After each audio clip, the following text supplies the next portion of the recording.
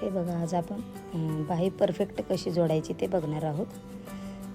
आता बाहीचा असा मध्य काढायचा अगोदर आणि त्याला एक कट मारायचा आणि नंतर पुढचा भाग मागचा भाग बघून बरोबर अशी टाचणी लावून घ्यायची. खोल भाग पुढच्या साईडला जॉईंट करायचा. हे बघा असं, म्हणजे जास्त आले ते कपडा बाहेर काढायचा. अशी बाही जोडली की अशी आपली बाही फिरत नाही, एकदम छान अशी बसते.